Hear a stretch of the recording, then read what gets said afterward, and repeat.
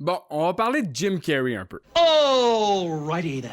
Les jeunes, avant que Jim Carrey se fasse remplacer par un clone, saviez-vous qu'à une certaine époque, il était l'acteur comique le mieux payé d'Hollywood pour un seul film? Avant le cinéma, l'acteur et humoriste d'origine canadienne s'était fait connaître à la télévision dans l'émission Living Colour. Déjà là, son style de jeu physique et ses expressions faciales exagérées, presque élastiques, faisaient partie de sa marque de commerce et s'inscrivaient dans une tradition comique associée à des figures comme Jerry Lewis. En 1994, il fait une entrée fracassante à Hollywood et enchaîne coup sur coup les succès avec dans la même année Ace Ventura, La Cloche et l'Idiot et Le Masque qui le propulse au niveau planétaire. En si peu de temps, il domine littéralement le genre et son salaire explose d'un maigre 350 000 pour Ace Ventura à 20 millions 2 ans plus tard pour le gars du câble. Il continue ensuite à enchaîner les succès au travers de la décennie avec Ace Ventura 2, Menteur et Batman à jamais. Éventuellement, Jim Carrey tente sa chance dans des rôles plus dramatiques comme Le Truman Show, L'Homme sur la Lune ou encore Du Soleil plein la tête, un film culte pour les milléniaux dépressifs. Tous ces rôles variés et poignants nous ont permis de voir l'étendue de son talent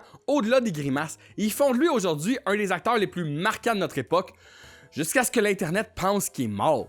Sans blague, pour les gens de mon âge qui ont grandi en simultané avec cette ascension fulgurante, Jim Carrey est certainement l'acteur comique par excellence. Je connais personne de ma génération qui n'a pas été marqué par au moins un film de Jim Carrey et ses succès ont grandement contribué à redéfinir les comédies grand public des années 90. Avant lui, la comédie hollywoodienne dominante était souvent plus verbale ou situationnelle. Les films de Jim Carrey introduisent une énergie anarchique, très visuelle, parfois absurde, qui influence toute une vague de comédies plus irrévérencieuses durant la décennie.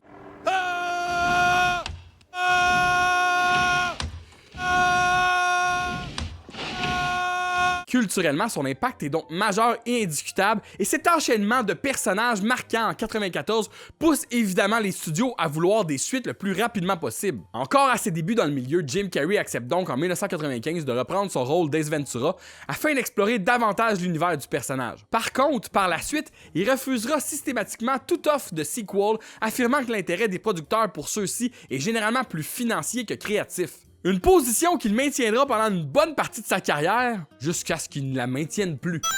Ce qui n'a certainement pas empêché les studios pendant des années de pitcher des idées pour des suites à toutes ces franchises, et à un certain point de se dire pourquoi pas produire des films de Jim Carrey sans Jim Carrey? Vraiment gagnant comme idée ça pour faire des films voués à l'échec dès le départ. Qui aurait cru que Plus Cloche et Très Idiot serait mauvais? Je pense que la plupart du monde savent déjà que ces films-là existent, ou en tout cas certains d'entre vous. Mais personne les a vus, et avec raison. Alors encore une fois, je me sacrifie, je fais mon devoir de citoyen, et je vous décortique 3 films insipides inspirés des films de Jim Carrey. Des films chiés sur un coin de table par des studios véreux qui ont absolument aucune gêne à produire de pareils torchons, et qui cherchaient probablement juste à renouveler les droits de leur franchise pour le moins de cash possible. Par contre, je vous le dis tout de suite, je vais pas faire Evan le Tout-Puissant, parce que ce film-là, c'est fucking bon. Secret Agent Man.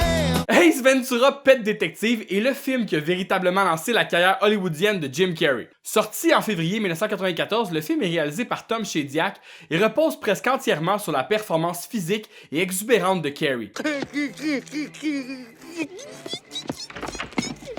Ace Ventura est un détective privé qui se spécialise uniquement dans les disparitions d'animaux. Il est arrogant, hyperactif, socialement maladroit et complètement sans filtre, mais convaincu d'être le détective le plus cool au monde. Si je ne suis pas de retour dans 5 minutes, attendez un peu plus longtemps. Carrey joue le rôle comme une sorte de mélange entre un détective de film noir et une rockstar flamboyante avec une énergie très cartoonesque. Le scénario fut d'ailleurs écrit en majeure partie par le réalisateur et Jim Carrey lui-même pendant le tournage pour y incorporer ses propres mimiques et ses improvisations exagérées qui rendent le film si mémorable. Ventura. Oui, Satan. L'héritage du premier Ace Ventura est tout de même entaché par un troisième acte douteux qui vieillit extrêmement mal aujourd'hui et qui, sorti de son époque, peut être franchement blessant pour une certaine communauté. S'il était du sexe féminin, il en aurait des vrais. Quoique je suis prêt à parier que toutes les personnes trans du Québec sont prêtes à pardonner ce film à cause de la performance de Marc Labrèche dans la voix d'Ace Ventura.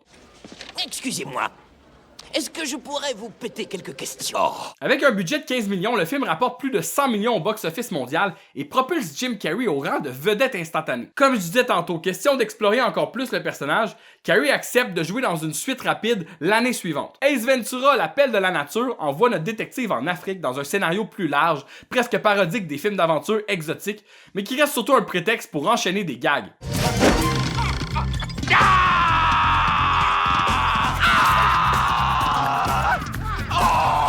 À ce stade-ci, Ace Ventura devient alors une franchise et les studios Morgan Creeks produisent éventuellement une série animée et même un jeu vidéo. Puis les années passent et la demande pour un autre Ace Ventura de la part du public est pratiquement inexistante. Par contre, les studios, eux, ne sont pas prêts à lâcher le morceau de sitôt. On les comprend, sauf à part Ace Ventura et l'Exorciste, Morgan Creek n'ont pas vraiment d'autres propriétés intellectuelles exploitables. Suite aux nombreux refus de la part de Carrey pour reprendre son rôle, les studios se tournent donc vers la seule avenue possible, Ace Ventura Jr. Ben oui, je vois pas du tout le problème là-dedans. C'est donc en 2009 que Morgan Creek annonce un nouveau film qui n'est certainement pas sorti sur DVD uniquement, Ace Ventura Jr. Détective Chien et Chat. Un projet évidemment fait sans la participation de Jim Carrey ou encore l'intérêt de quiconque. Non mais vraiment personne n'avait demandé ça, c'est difficile de voir pour qui ce film-là a été fait. Certainement pas les fans du personnage. Les enfants de 2009, ils ont aucune idée c'est qui Ace Ventura. D'une durée de 1h33, hey, ça part mal, ce film-là dure presque 10 minutes de plus qu'Ace Ventura 1. J'ai été obligé aussi de le regarder en langue originale, pas que je comprends pas l'anglais, là, mais parfois, un mauvais doublage québécois, ça ajoute à l'expérience. Pouvez-vous croire qu'il existe aucun doublage français pour ça? D'abord, une mise en contexte. Des animaux, c'est important quand même. Puis le titre Junior, ajouté à la craie, devrait nous donner un indice sur le ton enfantin qu'on a choisi. On rencontre alors notre Ace à nous, qui suit donc les traces de son père dans une scène qui tente d'imiter les films précédents, mais avec un sauvetage beaucoup plus junior.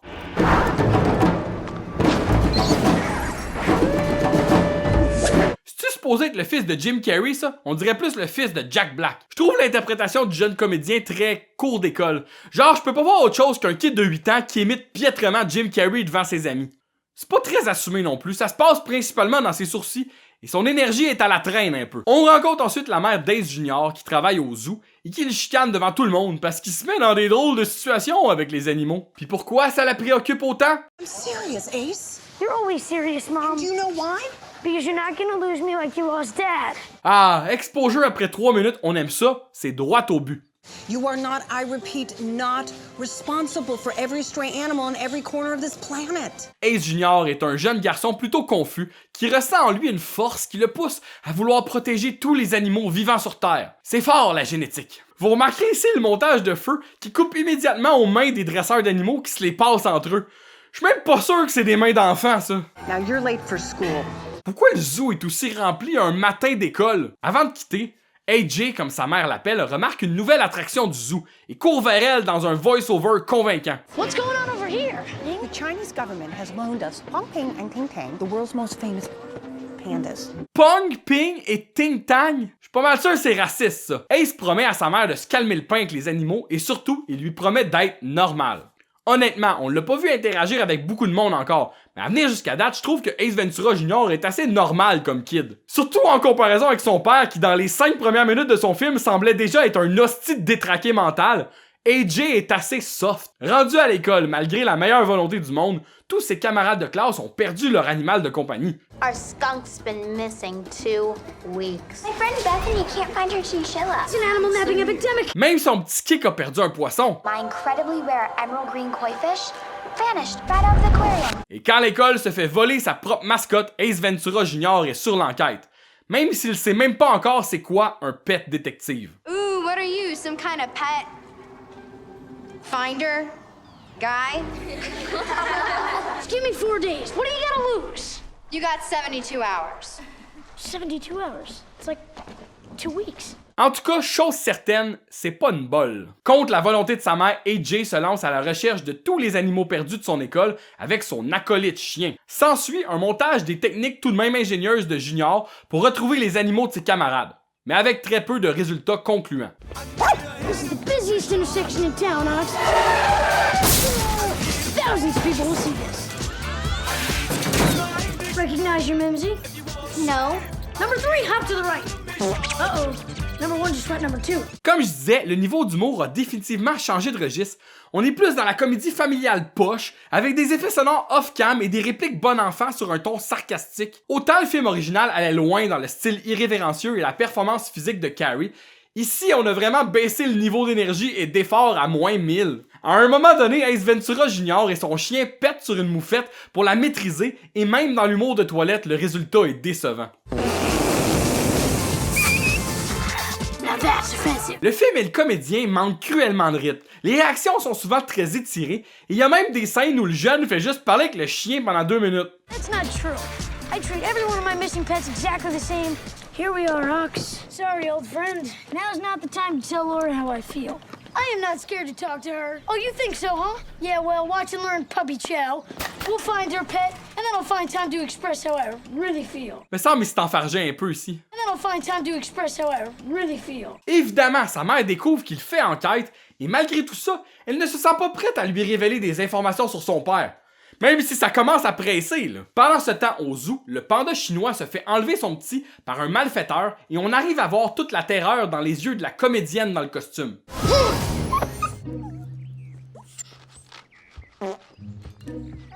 On dirait que les bruits de pète ont été rajoutés après au montage quand ils ont réalisé à quel point leur film était plate. Et en se brossant les dents, AJ découvre qu'il vient d'atteindre la puberté Ventura. Et avant même que sa mère puisse encaisser le choc, la police animalière fait éruption et l'arrête pour le kidnapping du panda. Oh, wow, one more punch and you get a free yogurt. Ok, celle-là est drôle. King Tang has been stolen. My mom works for the zoo. Of course her footprints were there. And your bank accounts show you've been living paycheck to paychecks. Your ransom note? Somebody sent that to us. I don't even know what that means. Je comprends que le but c'est de montrer à quel point cette agence de police-là est stupide et incompétente, c'est classique, mais les preuves sont vraiment insuffisantes. Puis après, c'est elle qui est obligée de demander pour appeler quelqu'un qui va s'occuper de son gars de 12 ans. I am not going anywhere until I can make a call for someone to stay with my son. I'm calling your other grandpa. What other grandpa? Grandpa Ventura. Et là, on a un big reveal, c'est son grand-père Rex Ventura qui va venir s'occuper de lui, le père d'Ace Ventura. Hello, Ace. Et encore une fois, ils ont décidé d'aller dans une avenue moins physique pour son personnage. Il est comme loufoque, mais en même temps pas assez. Come on, Sparky, here we go. C'est un homme excentrique, mais il agit aussi en grand-père tout à fait normal. What was my dad like? Yeah, well, your mom's got good reasons why she doesn't want to talk about him. Et là, on en apprend enfin sur la dynastie des Ventura, et c'est le plus proche qu'on va avoir d'un caméo de Jim Carrey, des genres de dessins inspirés de sa face. C'est bizarre parce que plus la lignée avance dans le livre, moins ça lui ressemble en plus. À un moment donné, les ancêtres Ventura deviennent tout simplement ce gars-là qu'on sait même pas c'est qui. So you see, Ace Jr., the Ventura line has a long and storied career of animal advocacy, communion, and search and rescue. Your Y chromosome has the Ventura mutation. You're one of us. Sérieux, cet univers-là avait absolument pas besoin d'un lore étendu. Je sais pas pour la série animée, mais aucun des autres films avait abordé les raisons derrière l'empathie d'Ace envers les animaux. C'est juste ça qui était. T'as pas besoin d'avoir une tradition familiale ou un instinct mystique qui coule dans leurs veines. Le gars parle avec son cul puis sauve des animaux. That's it. Le soir, Ace retourne sur les lieux du crime incognito pour enquêter sur la disparition du panda. Et là, ça y fait beaucoup de dossiers ouverts. La mascotte de l'école, le poisson rouge de la fille, les moufettes des jumelles. J'aime ça quand trop d'intrigues sont laissées en suspens. Et encore une fois, la scène s'étire beaucoup trop longtemps pour rien et on tente de nous faire rire en laissant Ace Junior délirer tout seul. Crime scene shows no sign of disturbance. C'est pas parce que t'ajoutes des bruits de fouette que tu vas améliorer le timing comique de ton comédien. Le lendemain, Ace Junior rentre en contact avec A+, le nerd de l'école qui s'est construit un labo souterrain derrière un casier pour se cacher des bullies. Ce genre de McLovin bolé a inventé des jujubes GPS qui l'aident à traquer ses ennemis pour mieux se protéger. Brillant! I have some measurements that I need analyzed. These measurements clearly indicate prints made by 3 very different organisms, weighing approximately 125 pounds, 183.253 pounds, and 390 pounds respectively. Cette enquête-là était déjà dure à suivre. Les personnages nous pitchent ensuite maintenant des informations dans le vide sans réelle conclusion à leur fil de pensée. How long would it take for you to hack into a website called www.pandafanatic.com? Here's a picture of the guy who runs the site. Moi, je dis qu'un gars qui a l'air de ça et qui gère un site qui s'appelle Panda Fanatic, je suis certain qu'il est coupable. Pennington Corporation. That's Pennington Jr.'s father's company. Bon, une autre affaire. Pennington Jr. est le gars le plus riche et populaire de l'école et tout le monde veut aller à son méga party de fête. Mais il est aussi une fucking tête de nœud. But I will get off your back if you tell me about this guy. Dr. Michael Sickinger. Does he still work for your father? Oh, no, we fired him just a few weeks ago. Finalement, les milliers de dossiers en cours rattrapent notre héros et sa clientèle lui fait savoir leur mécontentement. Un sentiment que je partage aussi. I gotta break into Dr. Sickinger's office at the museum so you can upload his hard drive. Sounds like a three-man job. Hey, why are you... Ah, quelle imitation lamentable. Ace recrute alors son petit kick Laura pour infiltrer le bureau du weirdo au musée des dinos.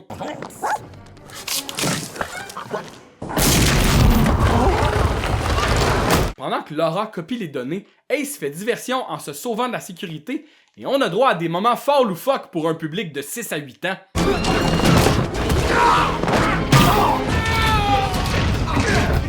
Un gars en uniforme qui tombe dans une glissade, ça va toujours me rappeler cette excellente vidéo.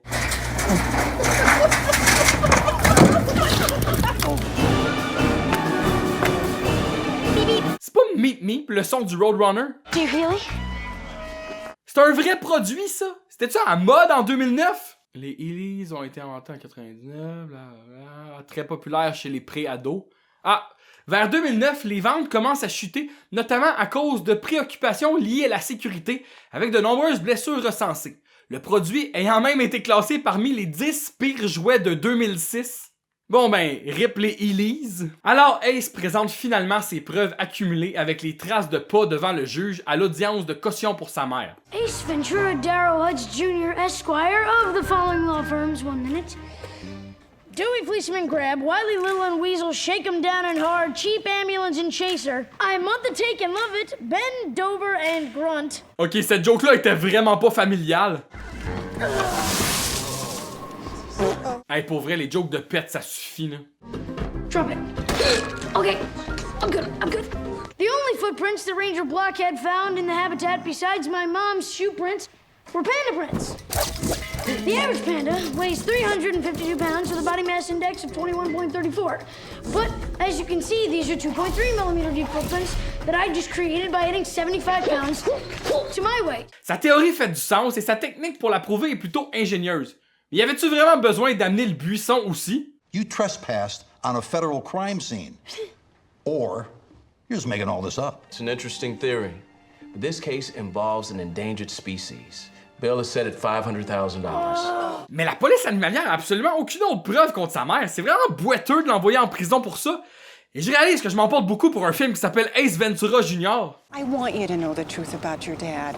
He was leading a flock of disabled Canadian snow geese back to their winter breeding ground in Miami.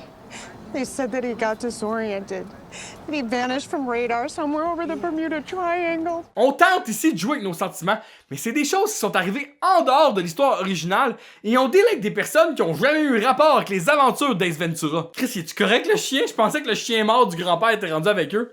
I've been trying to get you to figure this out, but I guess I'm just gonna have to come out and say it.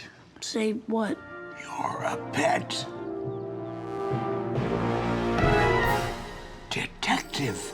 Ça a pris 1 heure au film pour que Ace Jr. trouve un mot aussi simple que pet détective. Puis c'est son grand-père qui a dû lui dire.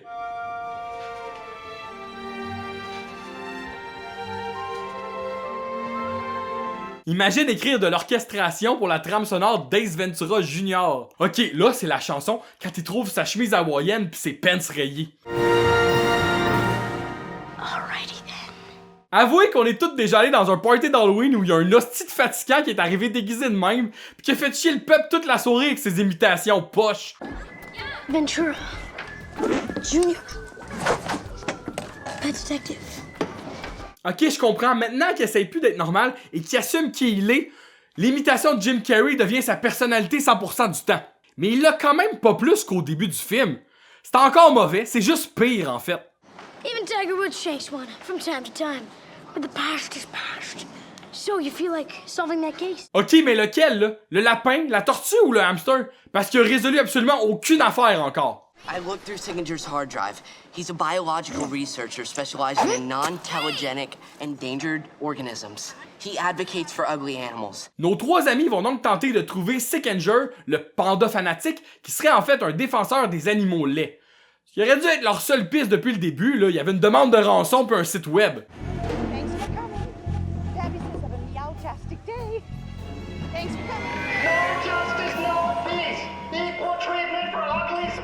Pendant que Sickenger fait sa démonstration incohérente, Tabby la Tabby se fait enlever elle aussi, littéralement sous les yeux du pet détective et de ses acolytes. Ça fait pas une très belle feuille de route pour l'instant. Tabby the Tabby.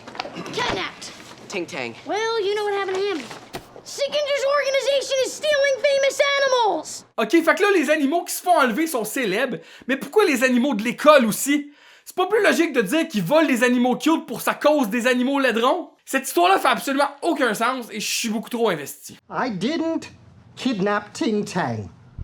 Or any of those other animals. Alors finalement, Sickenger est juste un homme très sick à propos des animaux laids. Mais pourquoi le poster pis le site web au début?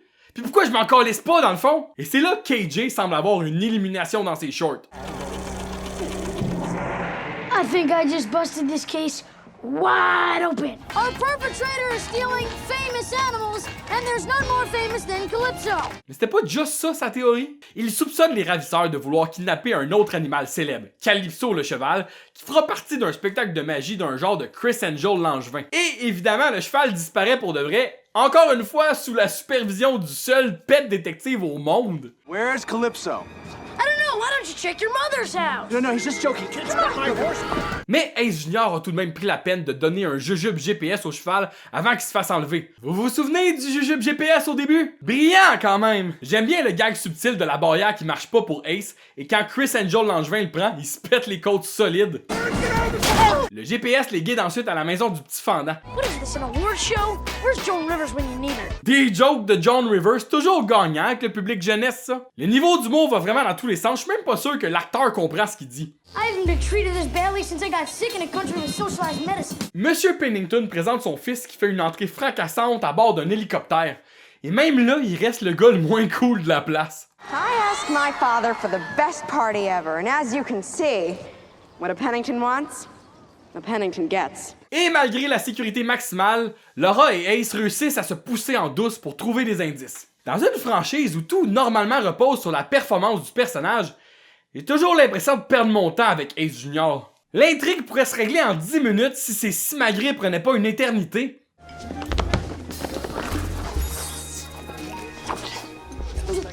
La réaction la plus sincère du film.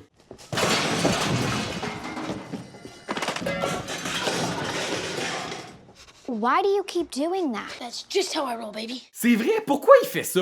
Il a jamais vu son père en vie, encore moins en train d'enquêter, il y a pas de référent. Ace Ventura père était peut-être excentrique et malaisant, mais il était pas fucking Monsieur Magoo. Fait qu'il trouve une boîte de souliers avec de la marde dessus, puis soudainement, ça c'est assez de preuves pour faire arrêter Monsieur Pennington. Arrest this guy and let my mom out! C'est quoi son obsession avec les cravates? Congratulations. You found my horse stalls. Don't go near those doors! Le gars a une étable, pis c'est là qu'il met les animaux qui volent. Puis il cachette, c'est comme voler un char pis le mettre dans son garage. Ah, Ting Tang, il est dégueulasse! C'est quoi ça? Le budget a dû aller sur les dresseurs d'animaux. Pourquoi c'est le seul qui est une mascotte? I wanted only the most famous pieces. Smooth ride for stolen property, Pennington. And what a Pennington wants, Pennington gets. Ça, c'est la fin de film qui file le plus comme un épisode de Scooby-Doo. Le gars est tellement riche, pourquoi il s'est pas juste acheté des animaux? So, when are you gonna find my koi fish? Bonne question, ça. L'équipe de natation aussi aimerait savoir. Ils sont où les animaux pas célèbres?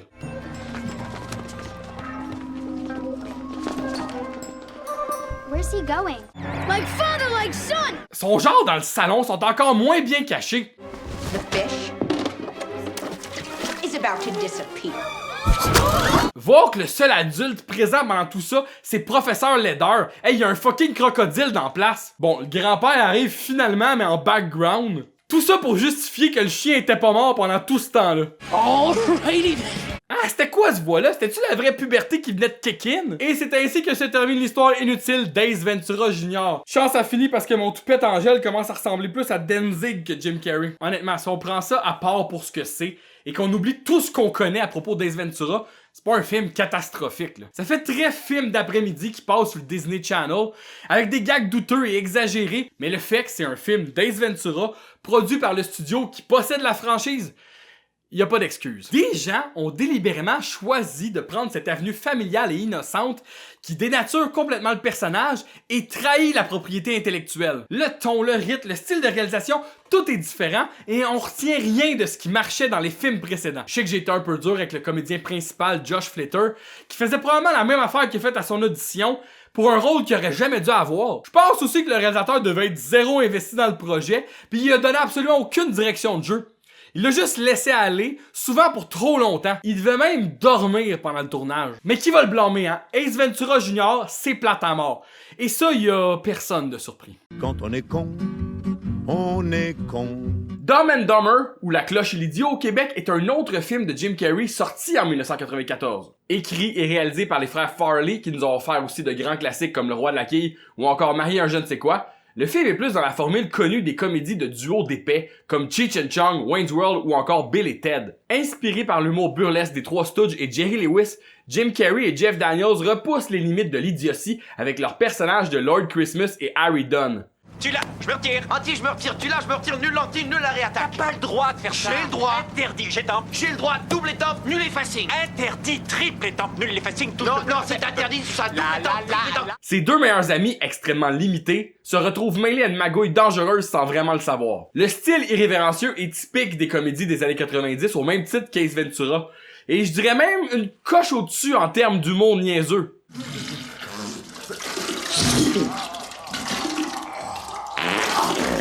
La cloche et l'idiot est un film plutôt stupide, mais ô combien mémorable, et plusieurs citations me reviennent encore régulièrement. Belle perruque.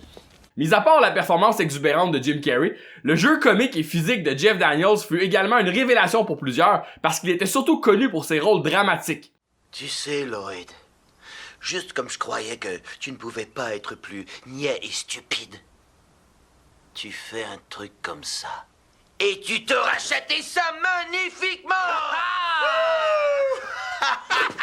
Malgré des critiques assez désastreuses, le film remporte 247 millions de dollars au box-office sur un budget de 17 millions et devient rapidement culte après sa sortie en VHS. New Line Cinema crée alors une franchise avec Dumb and Dumber, avec encore une fois une série animée que personne ne se souvient. Puis 20 ans plus tard, après des années de développement chaotique, qui inclut notamment des accusations de vol d'argent en Malaisie par les studios, Jim Carrey accepte finalement de participer à une suite à Dumb and Dumber. C'est en 2014 que sort Dumb and Dumber 2, ou Dumb and Dumber 2 en France, un film qui contient essentiellement une seule très bonne blague qui était déjà dans bande-annonce. Si je comprends bien, tu as fait semblant pendant 20 ans. Et au fond, c'était juste pour un gag. C'est incroyable. Je sais. Allez, avoue que j'ai réussi à te tromper, pas vrai? Oui, comme le mari d'une pute.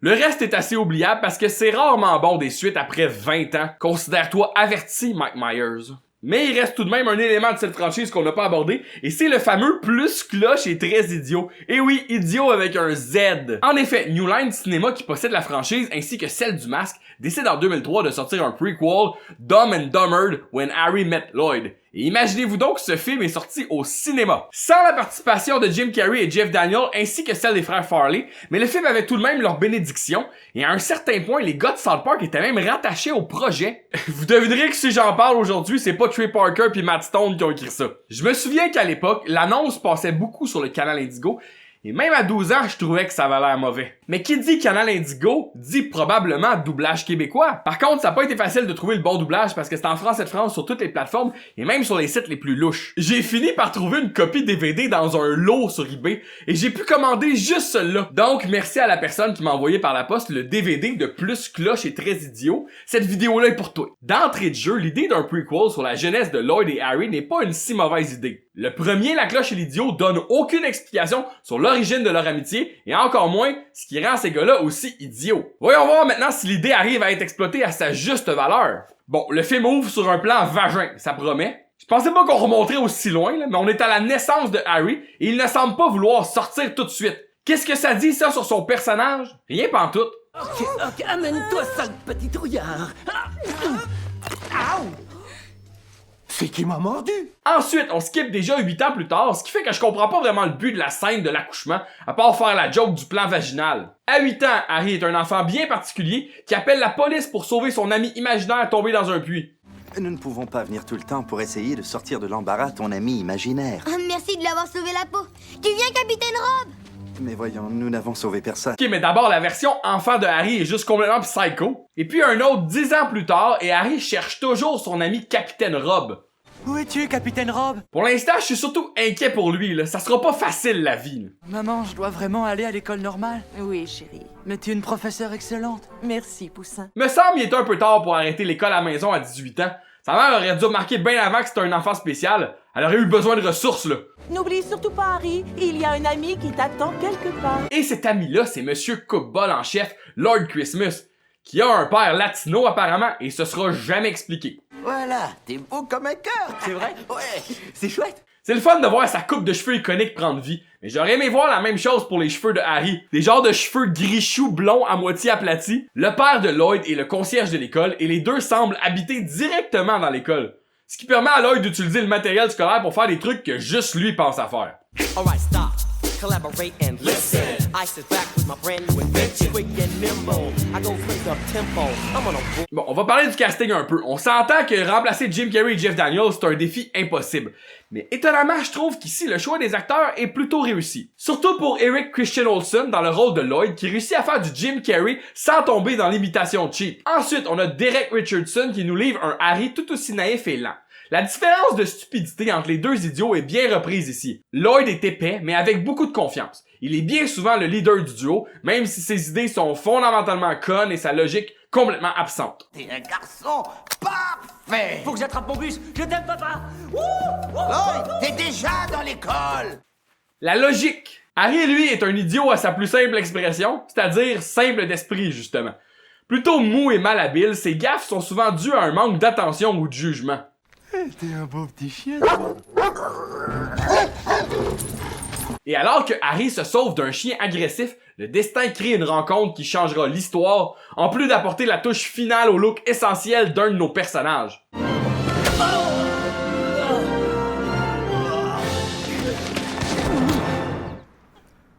J'ai perdu un bout de dent devant.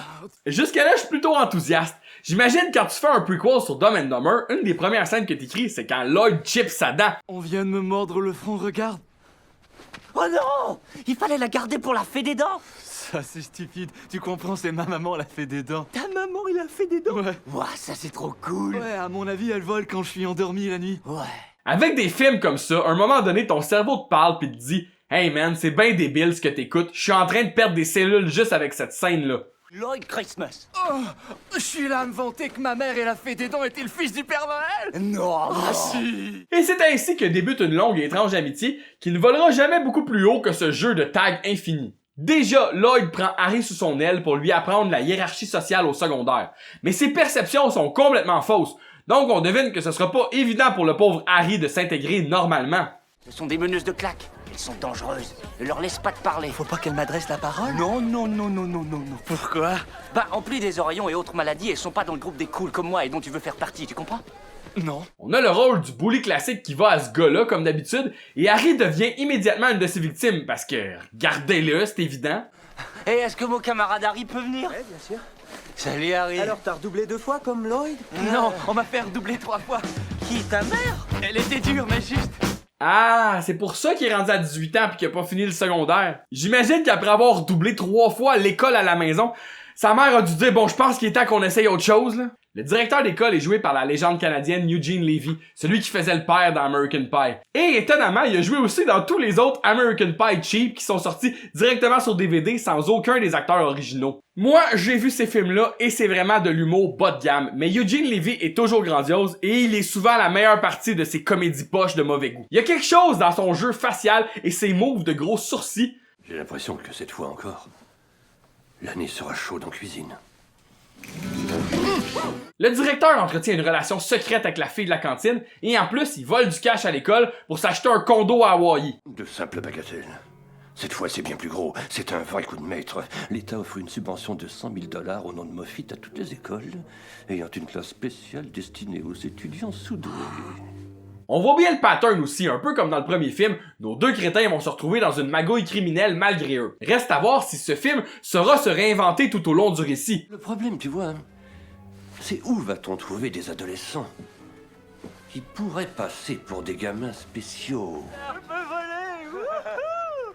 Alors c'est ça que le drapeau voit toute la journée? Harry et Lloyd sont mandatés de trouver d'autres élèves spéciaux comme eux.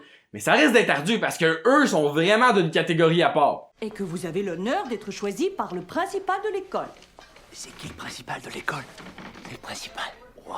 S'ensuit un montage de recrutement style année 2000 avec ce véritable banger de Good Charlotte.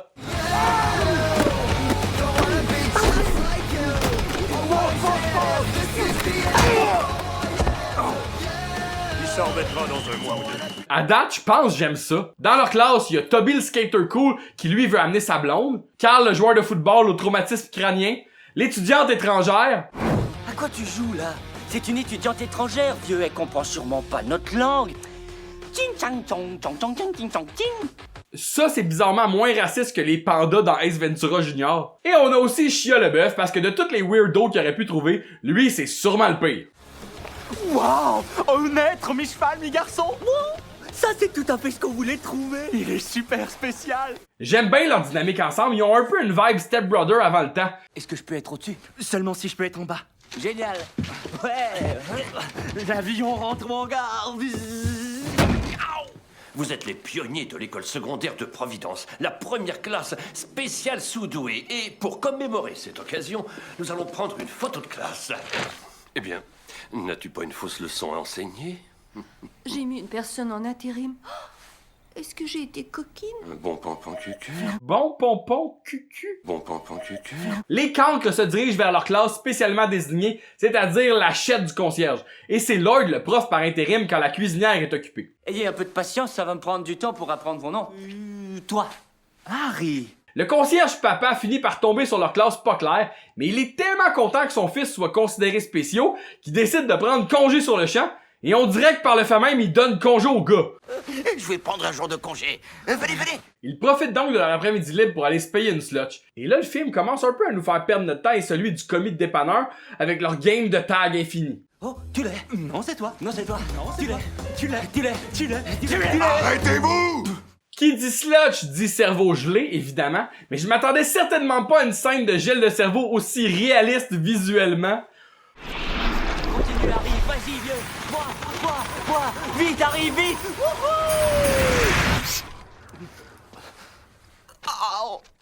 Pas sûr que ça va améliorer sa condition, ça. Alors, qu'est-ce qu'on fait, Harry?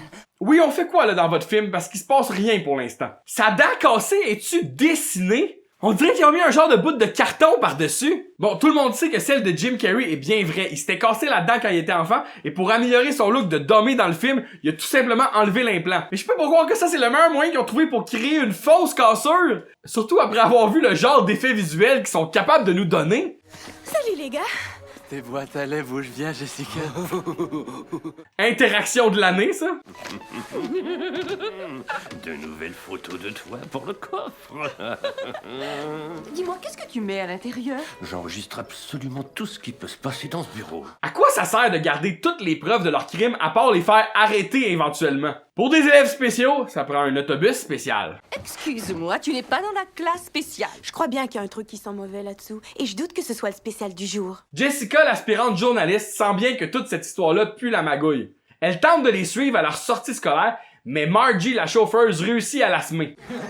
Trouvez-vous vite un partenaire, je vais vous ramener vivant. Malheureusement, je trouve que là, le film s'essouffle un peu. On dirait que les scènes s'étirent pour rien et les dialogues manquent cruellement de gags. Je blaguais, bien sûr que je vais être ton partenaire. Ouais, tu parais pas avoir une grande estime de toi, mon petit laidron obèse. Non, c'est bon, j'ai rien dit. Jessica finit par retrouver la classe au musée et elle demande une question légitime à Harry. Est-ce que tu fais de l'humour ou alors est-ce que t'es réellement spécial? Elle le convainc de venir chez elle le soir pour éclaircir toute cette histoire.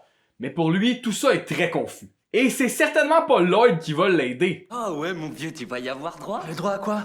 Tu sais, elle va te sauter dessus comme des seins d'abeille avec sa jupe courte et son haut serré. C'est tellement gay que j'en ai la chair de poule. Arrivé au rendez-vous, les interactions sociales d'Harry continuent d'être laborieuses. Toc, toc, toc. Salut, Jessica. Je suis heureux de te voir, Jessica. Non, ça va pas. Salut, Jessica. Tu ne m'as pas oublié, j'espère. C'est moi, Harry. C'est stupide. Ok. Salut, Jessica. Et dans toute sa grâce habituelle, il se retrouve encore une fois dans une situation embarrassante. Je pensais pas que la première fois ça faisait si mal. Spécialement dans le cul! Quoi? C'est là que le film prend une tangente ennuyante avec des scènes qui sont, à quelques détails près, pratiquement copiées du premier film. Ce qui est dommage parce que l'histoire était tout de même originale à sa manière et il y a des bonnes lignes de temps en temps. Mais j'haïs vraiment ça quand on tente de me resservir la même affaire, que ce soit par nostalgie ou juste par paresse. Harry a un accident dans la salle de bain d'une belle fille. Mais cette fois-ci, au lieu d'une diarrhée fulgurante, c'est avec une barre de chocolat qui fond et le résultat revient au même finalement.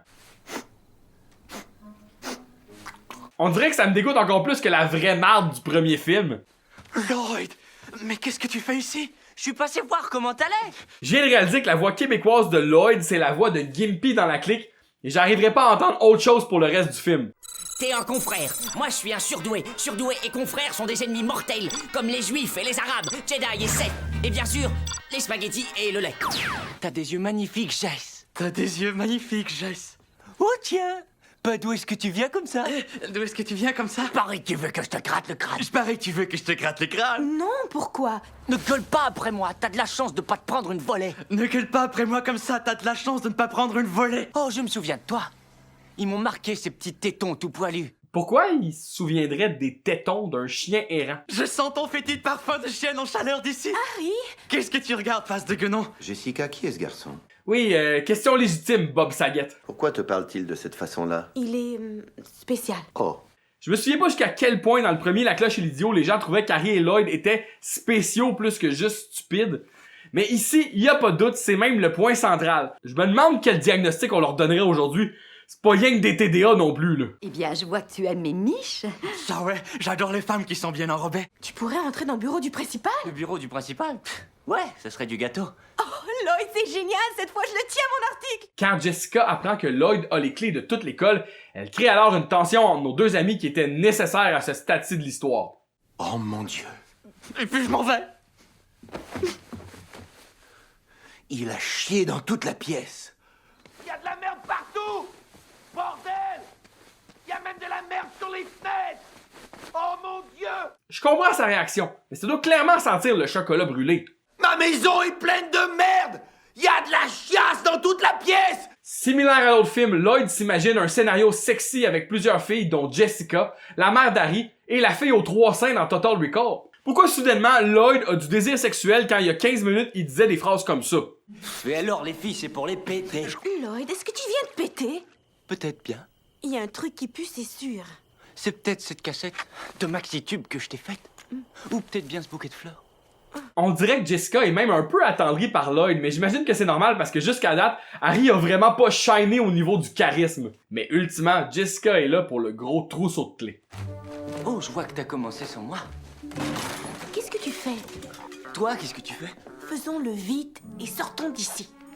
Combien de comédies vulgaires utilisent très précisément ce quiproquo? Un personnage pense qu'il va faire l'amour et l'autre personnage passe carrément à autre chose. Lloyd trouve finalement le coffre à preuve du directeur, mais il pense que c'est le trésor de la carte du Capitaine Rob. Bon, la mère d'Harry il a donné une carte au trésor au début, là. J'en ai pas parlé parce que je trouvais ça plate comme péripétie. Faut dire qu'en même temps de regarder le film, je jouais aussi à Predator Concrete Jungle au Xbox original. C'est fucking nice, là, t'es littéralement le prédateur, t'arraches des colonnes vertébrales pis tout. En tout cas, c'est malade pis rare, le jeu m'a coûté 100$. Harry! Hé, j'ai trouvé le trésor! Fous le camp, face de pète! Face de pète!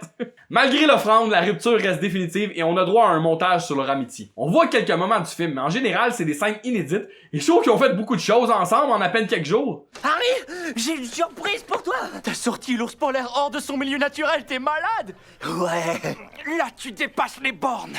Juste quand je croyais que t'avais tout fait pour m'énerver, tu oses me jouer un tour pareil! Ça, c'est un copier-coller de la meilleure joke du 1.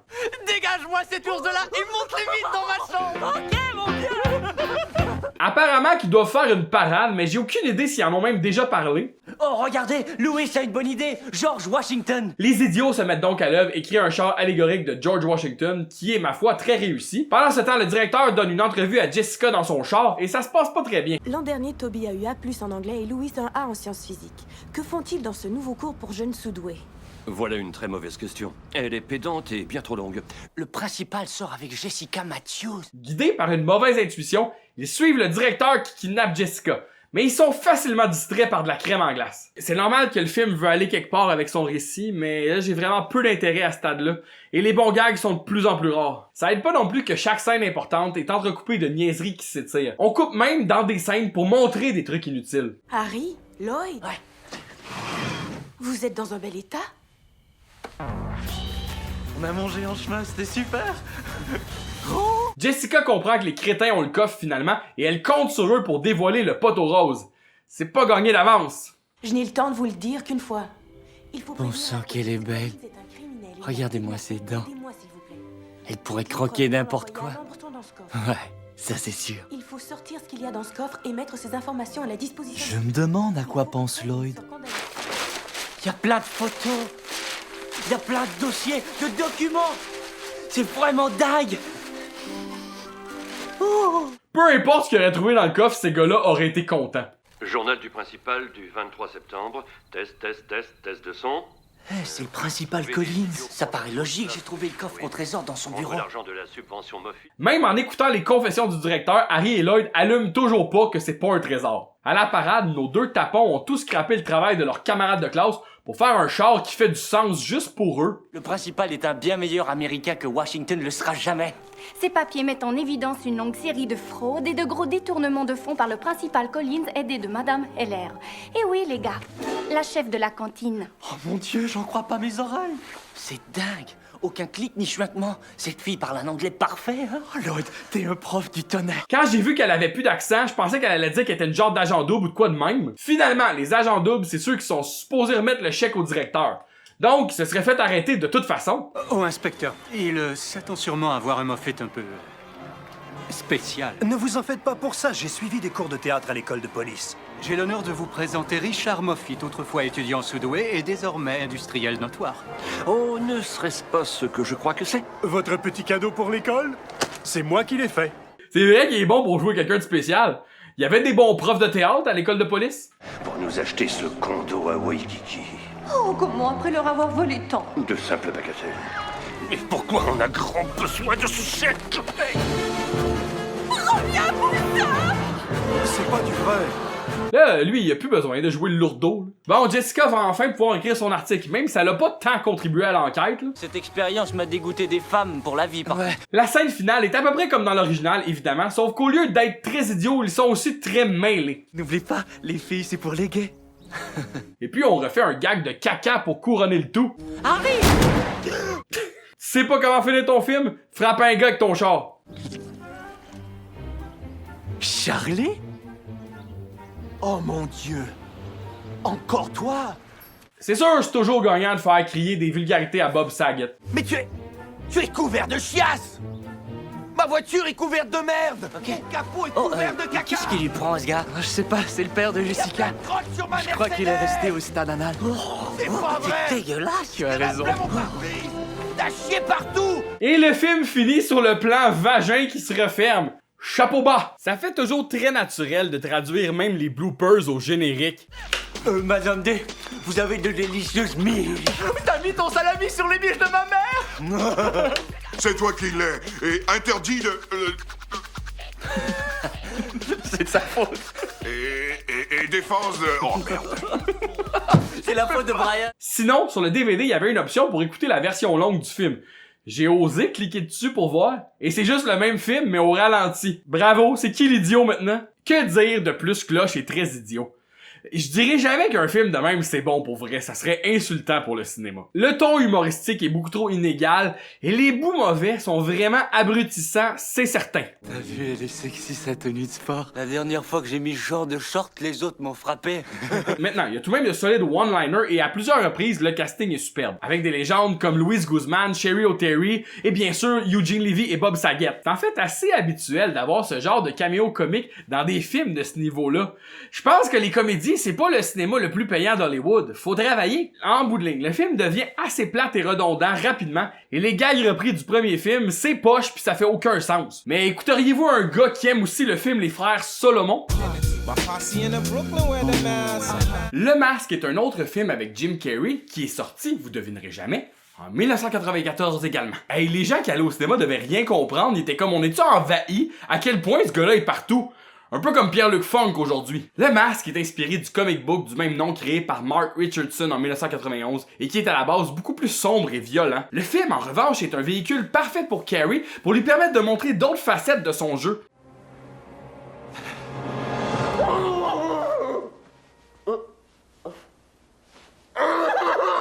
Jim Carrey incarne Stanley Ipkiss, un homme ordinaire, ennuyant et gaffeur, qui après avoir découvert un masque mystique, se transforme en une version complètement délurée et tapageuse de lui-même. Un espèce de génie au visage vert qui peut altérer son apparence et ses environs à sa guise. Dis à tante Amy de faire sortir le chien. Ces deux versions du personnage permettent à Carrey de jouer avec plus de retenue lorsqu'il est Ipkiss, quoiqu'il est quand même assez burlesque, mais lorsqu'il devient le masque, tout son côté dessin animé peut ressortir et se laisser aller complètement dans cet univers pseudo-réaliste. Regarde maman, je suis mort écrasé.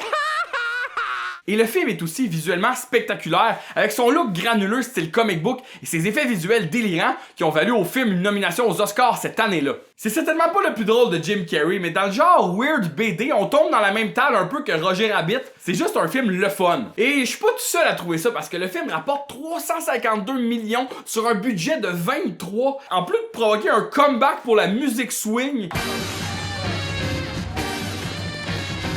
C'est donc sans surprise que New Line Cinema, les mêmes que Dumb and Dumber, cherchent désespérément à presser le citron. Alors on fait quoi quand la vedette de ton film, sur qui tout le succès repose, refuse de participer à ta franchise? On fait une série animée, vous commencez à comprendre le concept là? Je l'ai pas vu, mais apparemment que c'est bien bon. Ça peut pas être pire que Quads de John Callahan. Cloué dans un fauteuil roulant, je suis tétraplégique. Ils ont fait aussi un jeu SNES qui a l'air cool, pis ben honnêtement, je pense que ça s'arrête là. La franchise du masque a pas l'air d'aller plus loin. Je connais aucune autre adaptation du personnage, je sais même pas pourquoi je suis déguisé de même.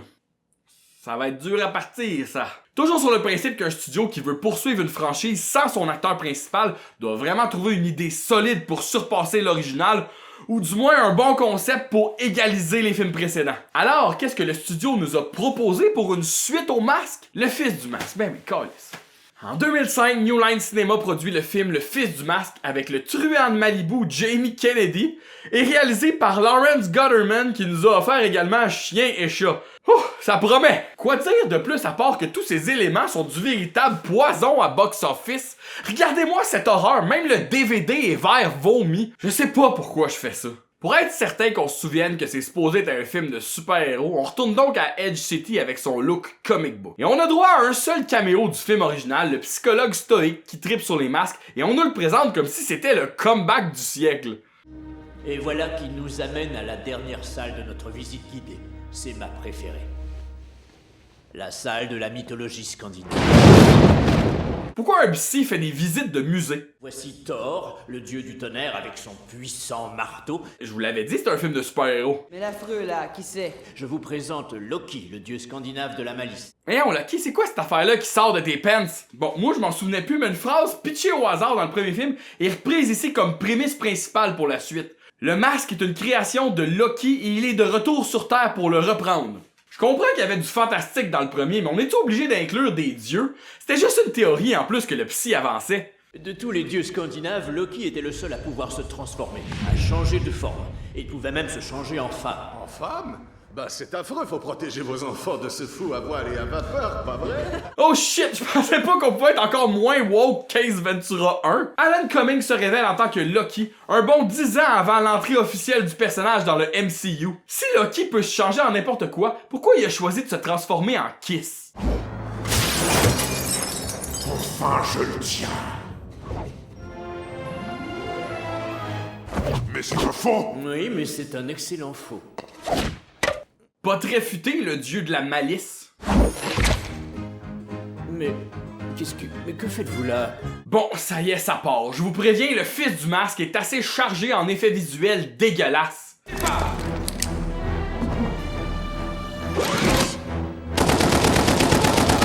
Pourquoi il veut le masque s'il est déjà capable de faire ça? Ensuite, on se transporte dans une campagne où le vrai masque aboutit au bout d'une rivière.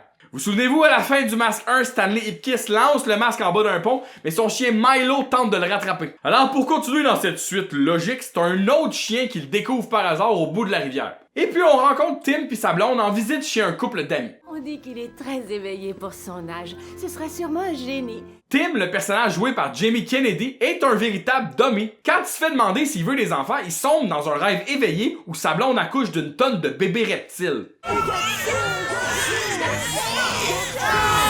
Puis il se réveille dans le char et à place d'adresser ce qui vient de se putain de passer devant tout le monde, il se met à jouer à Mario Kart la face collée contre son Game Boy. Il a l'air d'un esti de tweet.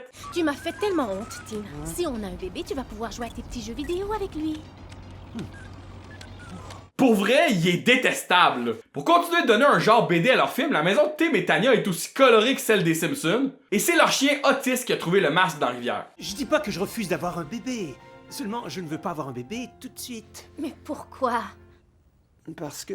Pourquoi tu voudrais un bébé avec ce gars-là? Pendant ce temps-là, on poursuit la trame narrative beaucoup trop élaborée pour ce genre de film, celle de Loki. Et tel Mufasa, son père Odin lui apparaît dans le ciel et lui ordonne de retrouver son masque. Ce masque a déjà causé suffisamment de mal au sein des mortels. Tu vas trouver ce masque, parce qu'il se pourrait bien que je t'envoie des éclairs au suicide. Regarde, je t'ai dessiné un bébé à la place, c'est correct? On apprend que Tim est un dessinateur qui désire avoir sa propre émission avant d'avoir un enfant. Donne-moi un peu de temps, bon sang. Ok, chérie, j'ai saisi. Ok, je voudrais tant avoir un bébé. Tim travaille dans un gros studio d'animation, mais il joue les mascottes plutôt que de créer ses propres petits bonhommes. Écoute, certains diront que t'as le pied dans la porte quand même. L'Halloween, mais c'est demain soir, n'est-ce pas? T'as un costume? Non. T'as qu'à venir déguisé en tortue. Merci, Chad. Évidemment, le baveux s'appelle Chad. Tim décide d'aller proposer son show au grand patron d'Animagine, joué par le comique légendaire Steven Wright. Je vous l'avais dit qu'il y avait toujours des gros noms dans des comédies poches de même. Et j'ai une idée d'émission que... vous devez entendre. Cool. Alors, je t'écoute. Qu'est-ce qu'il t'a dit? Que c'était pas l'idée du siècle, bien sûr, mais que la porte était toujours ouverte. S'il ouvre la porte, c'est pour pousser les gars comme moi dehors, vois-tu? Hey, pourtant, ça va bien honnête comme réponse. Pourquoi le patron d'une compagnie d'animation voudrait mettre à la porte des employés au bas de l'échelle qui coûtent rien et qui pourraient éventuellement devenir des bons dessinateurs en travaillant plus fort? Oui, tu feras un père extraordinaire. Hey, alors je veux vraiment pas le morceau, elle. Amuse-toi, et quand tu rentreras, on continuera la petite fête à deux. Tim va à son party d'Halloween de job et il prend le masque que le chien a trouvé pour se déguiser. Et là, le moment qu'on attendait tous. Il met le masque dans le char et se transforme en la version supérieure de lui-même.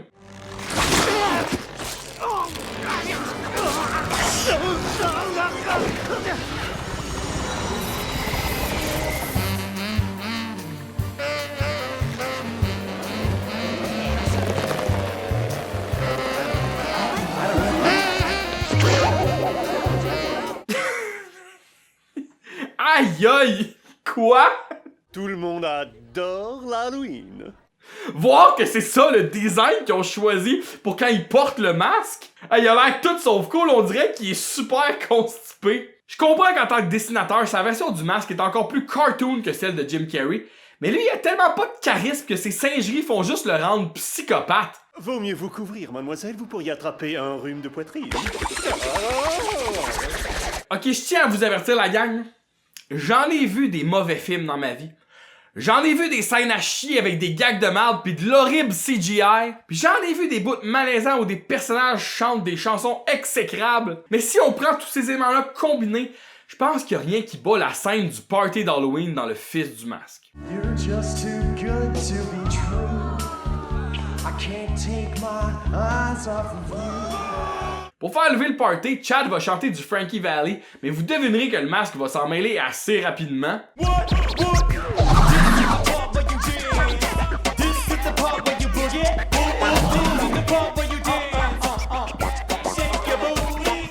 Ah! Pour vrai, j'ai jamais rien vu et entendu quelque chose d'aussi révoltant. L'image de sa gueule de lait avec ses cheveux de plastique pis ses moves d'épaule, je pourrais vomir. Yeah, good to be true. Can't take my eyes off of you. I love you, baby. You feel like having a touch. I wanna hold you so much. Yeah, yeah. At long last, love has arrived. Thank God of my life. You're too good to be true. Can't take my... Je sais qu'on est en 2003, là, ce remix pourrait paraître au goût du jour, moderniser un classique, Mais je vous le dis, Jamie Kennedy qui chante Can't Take My Eyes Off You en reggaeton, ça soque à toutes les époques. Comme si c'était pas suffisant, la chanson a plusieurs parties. Le massacre se poursuit avec un bout de disco où le masque parodie Elvis. Original. The sight of you leaves me weak.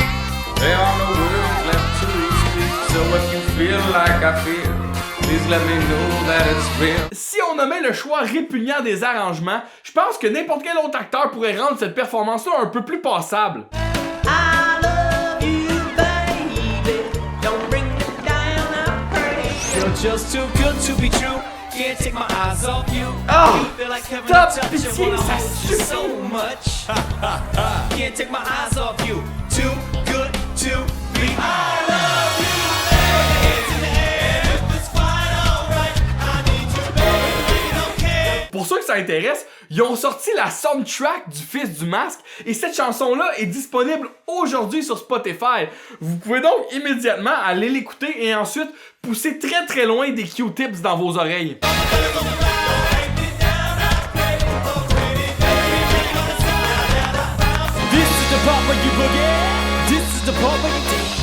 Après ce cauchemar épileptique, Tim rentre chez lui et fait l'amour à sa femme avec le masque.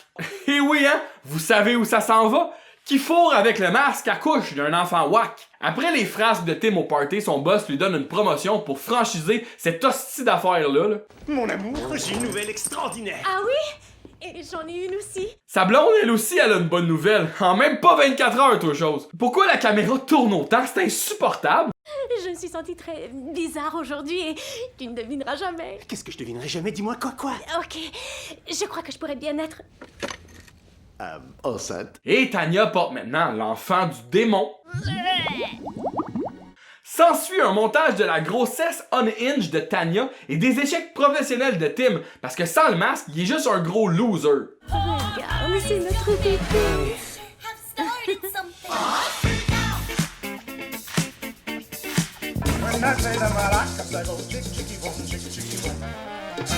Ah ben, crime, il a l'air normal. Ils sont chanceux quand on pense que le vrai géniteur ressemble à ça. Bonjour, fiston. J'attends de faire ta connaissance depuis 9 mois. À la vitesse qu'elle est tombée enceinte, j'aurais pas été surpris qu'elle accouche de son bébé en 2 semaines. Oh boy, aviez-vous oublié Lucky Piodin? Parce que moi, oui. Il y a un bébé dont le père est le masque. Fait que ça sert plus à rien de retrouver le masque, le mal est fait. Où est mon masque? Monsieur, il vous faudra payer ce truc-là. Votre circulaire prétend qu'ils sont authentiques. Voir qu'ils cherchent ça dans des circulaires. Avec l'avenue du nouveau bébé, Otis le chien est rendu dans une vraie niche dans le cours et Tim lui n'a toujours pas retrouvé son masque. Je te l'ai déjà demandé 1 million de fois, chérie, mais t'aurais pas vu le masque que je cherche partout, celui en bois? Disons 1 milliard de fois plutôt. Et non, pourquoi en as-tu un si urgent besoin? Aucune urgence? Non, qui a dit ça? Non. Je sais qu'on n'est pas censé dire ça, là, mais ce bébé-là, il est un peu laid.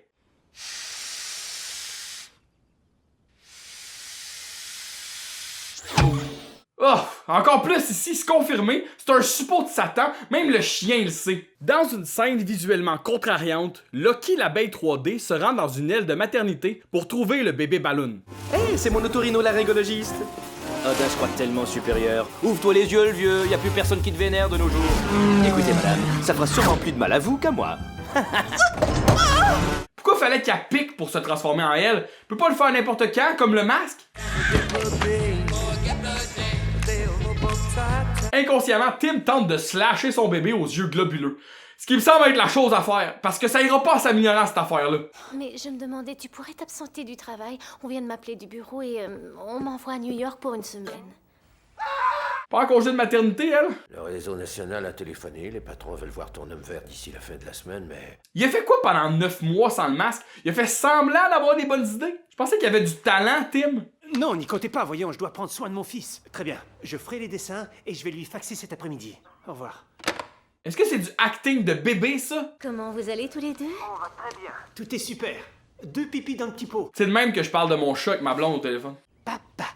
Maman. Papa. Dis-le, allez. Papa. Maman. Je te mettrais le bébé dans le micro-ondes, ça serait pas trop long. Low-key, elle est pas peu bonne quand même. Oui. Bonjour à vous. J'ai ce qu'il vous faut, le Vacuumeister 3000. Ça n'a pas de sens, sa technique. Allez voir tous les bébés nés cette journée-là avec des accessoires, des costumes, un sketch, des meurtres. Il va être brûlé. Bonjour, petit. Est-ce que tu es laid? Crime, c'est vraiment un film de bébé laid à venir jusqu'à date. Tiens, regarde, boum boum.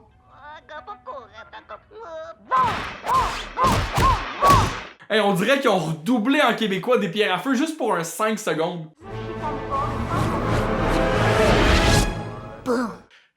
Ça amuse qui, ça? Il laisse son bébé devant la TV toute la nuit, il peut bien être fucké. Otis, qui a eu le bébé autant que nous, voit plus rien qu'une solution.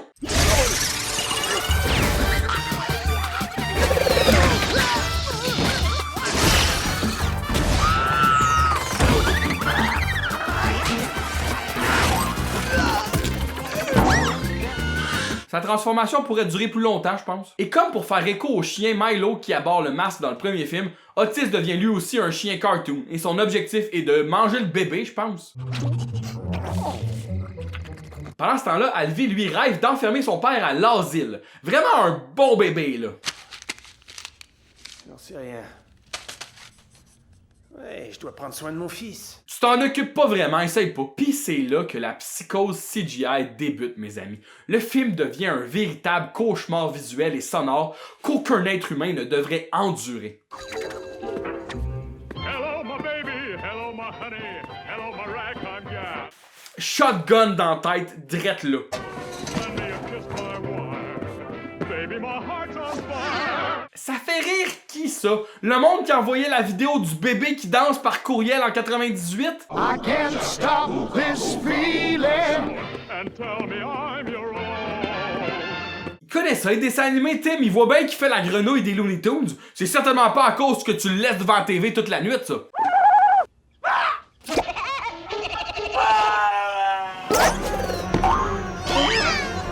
De son côté, Lucky continue de nous faire perdre notre temps avec ses mises en scène pis c'est fucking plate. Mais au moins ça nous donne un break de bébé BD.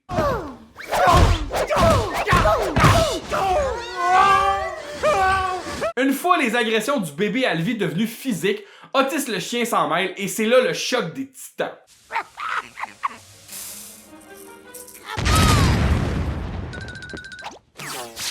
J'aurais eu la même réaction, mais malheureusement, c'est pas terminé.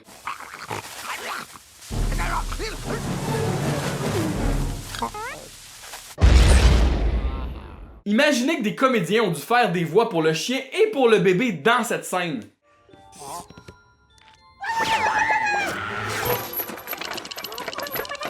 J'apprécie ce que le film essaye de faire avec ce genre de duel en cartoon. On remarque bien tous les clins d'œil et les hommages aux bons vieux dessins animés. Mais les effets 3D sont atroces et le rythme est insoutenable. Et inquiétez-vous pas, le combat va se poursuivre encore dans plusieurs scènes. Allons voir maintenant si Lucky se rapproche du but. Ben non, encore un autre gros concept qui sert à fuck all. Je vais bien l'avoir, ce bébé. Arc, pourquoi soudainement le chien parle? Le moins bon crochet au monde, il aurait pu au moins en prendre un qui clip. C'est qui le petit chien? Si c'est toi qui décides de comment tu transformes ton corps une fois avec les pouvoirs du masque, pourquoi le chien décide que ses yeux vont sortir de leur orbite?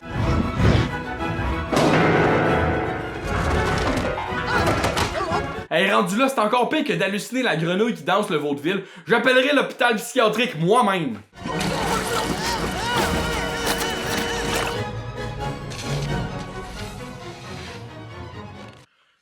Ça semble enfin terminé. Le chien abdique. Et au même moment, Lucky arrive chez Tim. Hey, le masque est littéralement dans le gazon à terre. On pourrait finir ça live. Mais non, il reste fucking 40 minutes au film. Oh! Après tout ça, Tim semble trouver que changer une couche, c'est encore pire que ton bébé qui marche ses murs.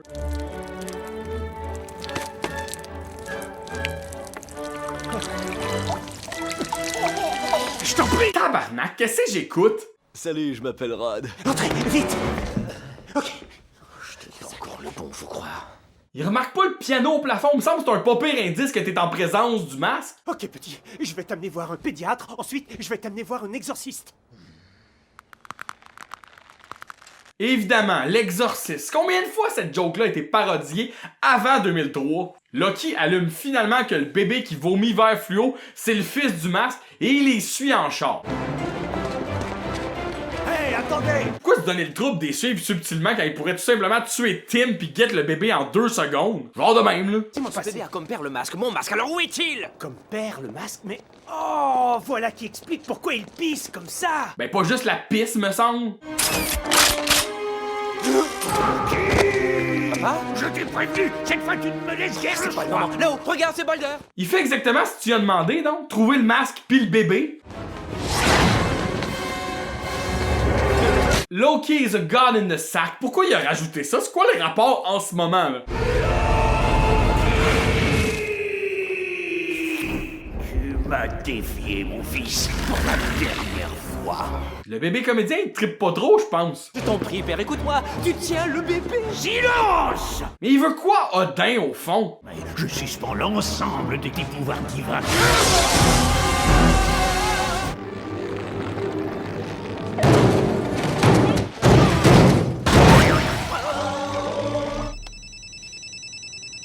Allô? Mais où es-tu, Hombre?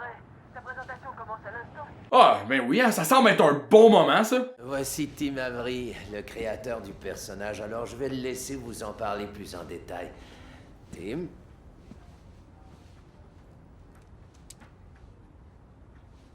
Pourquoi il est allé à sa présentation si c'était pour te choquer de même? Dans la scène qu'on vient de voir, Tim avait un cellulaire, mais sa blonde, elle l'appelle juste sur le téléphone de maison. Salut, c'est moi. J'ai entendu ton message. En fait, tout va très bien ici. On a seulement été attaqué par un certain Loki. Le message le plus inquiétant ever. Et puis Elvie m'a sauvé. C'était formidable. Tout est parfait. C'est plus que parfait, à vrai dire. Elvie est super. Quelqu'un est touché par ça ici? Non? Me semblait aussi. Loki invoque son père Odin dans la chambre du bébé et il lui remet ses pouvoirs immédiatement après lui avoir enlevé. Donc, pour te récompenser, je t'accorde sursis. Toujours le fun car des éléments du scénario servent à rien comme ça. Tim, répondez! Qu'est-ce que vous faites là-haut? Ah, super, hein? C'était-tu nécessaire la morve en plus? Tu vas trouver le masque? Est-ce que la dynamite est dans son cul? Dans une heure précise! Avec le masque, si tu espères pouvoir revoir ton petit monstre. Fait que là, Loki remet sa dernière chance entre les mains d'un idiot qui a pas de pouvoir. Tanya revient et en plus de trouver sa maison toute décalcée et son bébé kidnappé, Tim l'attaque directement au sol. Qu'est-ce que t'as où? Je sais pas. Il pense que c'est Loki encore, mais pourquoi il reviendrait? Il t'a donné 1 heure, là. Wow, ce film-là continue de rehausser le niveau. Tu laisses un père 2 jours avec le bébé pis c'est de même que ça finit. Otis le chien est allé cruiser avec le masque parce que c'est vrai que ça le rend beaucoup plus mignon. J'ai besoin de toi, mon vieux. Loki, celui à qui le masque appartient, il veut son masque. Il a Alvi, et c'est un méchant Otis. Il déteste les chiens. Pourquoi il ment à son chien? Le bébé pourrait se sauver, non? Il a les mêmes pouvoirs que lui.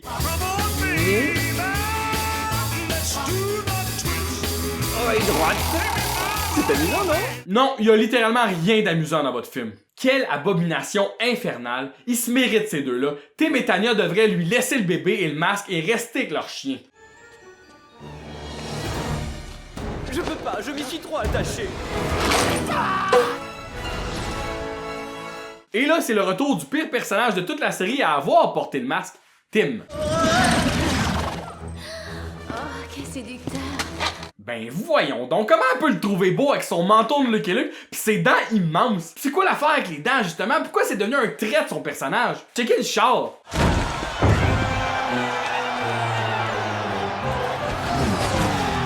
Et c'est le combat final et inévitable entre Tim et Loki. Et je pourrais être difficilement plus tanné que ça. C'est sûr que ça fait plus qu'1 heure, là. Il est où Odin pour qu'il électrocute tout le monde? Dans ce genre de combat-là, il n'y a jamais de finalité. Comment veux-tu éliminer quelqu'un qui t'efface avec un crayon de mine? Fais apparaître un couteau pis égorge-le, Minute! Nous perdons notre temps. Ben d'accord. Alors il faut laisser l'enfant décider. Littéralement personne n'irait vers une chose pareille. Oh my god, je pensais pas qu'on verrait quelque chose d'encore plus laid dans ce film-là. Oh, Elvie. Même sans les pouvoirs, Tim peut retenir le marteau de Loki. C'est terminé maintenant. Si ses pouvoirs ont disparu, pourquoi il y a encore un décor de combat de boxe en arrière? Odin arrive et Tim leur fait la leçon parce que maintenant il a tout compris sa paternité. Ok. On se calme. Mais c'est sûr qu'Odin va pas tolérer qu'un enfant avec les pouvoirs du masque reste sur Terre. On se retrouve devant le même problème. Dieu vous garde. Pensez-vous que Bob Hopkins a plus aller jouer dans Mario Bros ou dans Le Fils du Masque? Tim soumet une nouvelle idée de cartoon qu'il a volé à son fils et à son chien, et c'est visuellement à chier évidemment.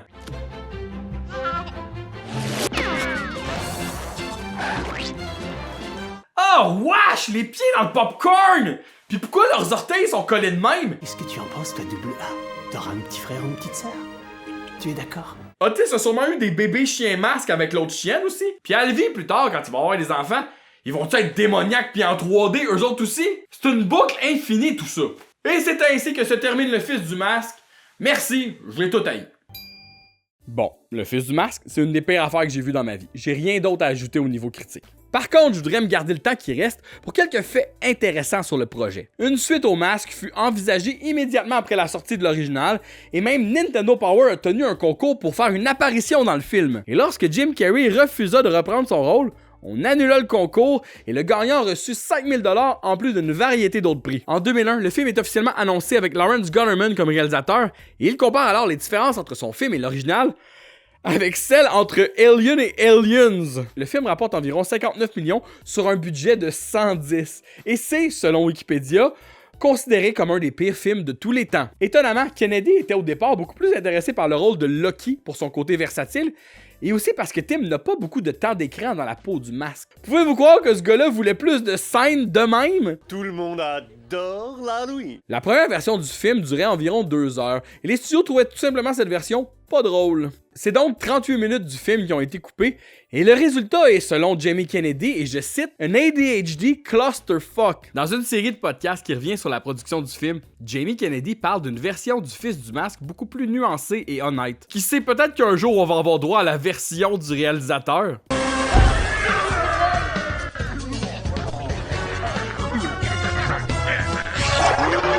Bon, mais c'est ce qui termine cette vidéo-là. Écoutez, je sais même pas pourquoi j'ai écrit une conclusion à ça. On a appris quoi aujourd'hui? Que des suites du genre sans aucun acteur original, c'est toujours mauvais?